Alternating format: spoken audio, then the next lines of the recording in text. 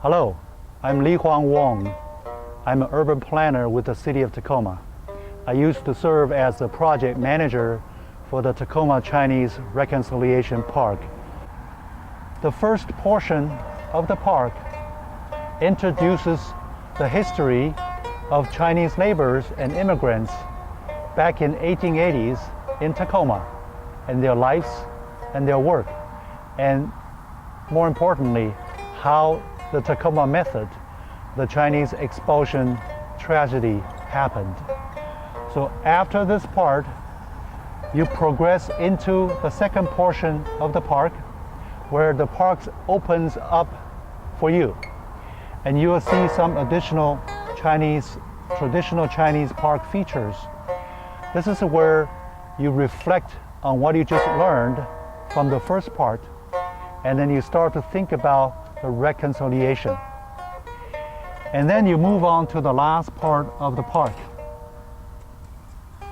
where you sit down and absorb everything that you just learned and thought about, and think about the future, the education for the next generations, the telling of the history, the reminding of ourselves not to repeat the tragedy again. Okay, here we are, the first main feature of the Chinese park. This is a spiral path. It's called the Walk with the Sojourner's Path. It represents the struggles and early lives, the seemingly endless struggles of the Chinese immigrants and laborers here in Tacoma. So here we are, the second main feature of the park, called Through the Expulsion Path. So where you'll see huge rocks, basalts, there are 9 of them. And then you'll see smaller rocks with figures carved on them. So the huge rocks, 9 of them represent the 9 council members at the time. And the figures are Chinese laborers. The rocks are 3-dimensional, tall, huge, and dark, whereas the figures on the rocks are small, 2-dimensional, flat, and dwarfed by the basalts. You literally feel the oppression and pressure from the Tacoma community onto the Chinese laborers at the time. So after walking through the expulsion path, we see some remaining of railroad ties burned down. Those represent the Chinese houses that were burned down at the time. So the Chinese expulsion was mainly driven by a group of community members at the time.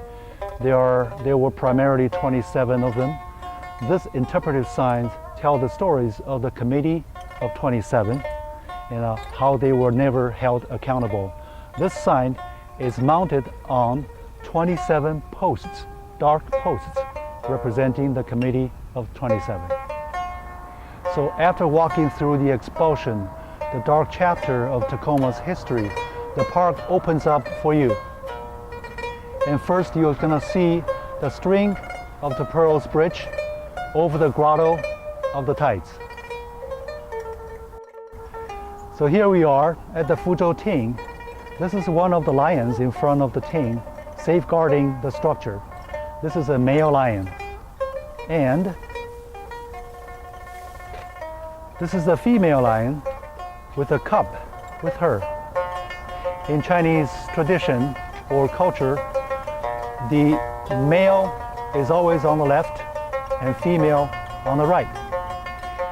So you just saw 3 lions. There are other animals around the Ting. For example, there are 2 bats that are holding up the flag, the Futo Ting flag. And then there are 8 fish on the structure. And more importantly, there are 56 dragon heads sitting around inside the roof of the structure. And those 56 dragon heads represent or signify 56 ethnical groups in China. So now we are inside the Futo Ting. One of the main things I would like to point out to you is the dogong system that you are looking at. They are the wooden bracket support system, very unique in Chinese structures.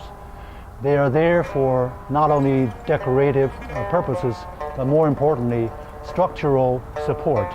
They support the roofing system. Now, another interesting feature is what they call the beautiful ladies bench. There are 4 of them inside the ting.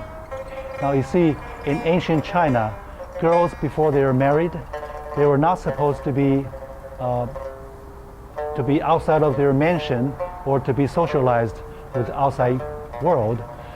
If the family can afford, they build some benches with curved and beautiful back, and so the girls can sit on them, lean on them, and then take a peek of the outside world. Hence the name of Beautiful Ladies Bench. So a ting, or pavilion, in a traditional Chinese garden means a place for people to sit, rest, and reflect. So into the future, there will be classrooms built behind the ting over there. And more importantly, there will be a multicultural pavilion sitting right about there behind me. And these facilities will really help us educate ourselves and our next generations so that we don't forget the history, we prevent the tragedy from happening again, and we promote a peaceful and harmony community.